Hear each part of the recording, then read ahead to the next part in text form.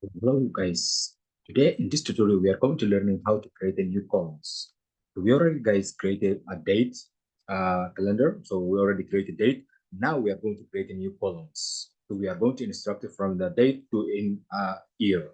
So we are going to create a new column for year.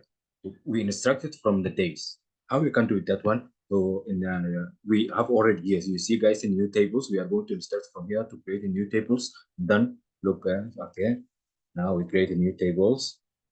So in this new tables, we want to instruct it here, right? How we can do it? Okay, we called here, guys,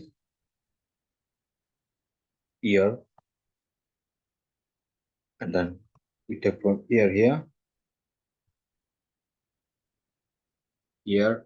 from inside here, guys, we want to get a calendar, right?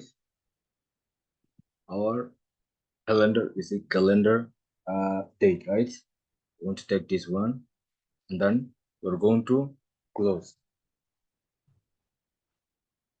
Great. So now just we want to enter.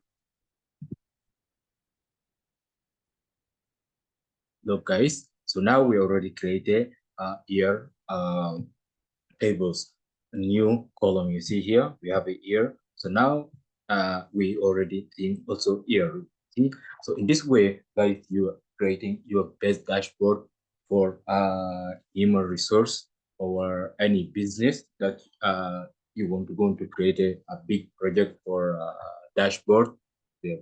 So you are going to create it in this way, new column for years, new column for calendar for dates. So, and also from here in my next tutorial, we are going to create how to create months, right? So see you in my next tutorial. I want to show you how to create your months. So now we already instructed here. Right? See you in my next tutorial.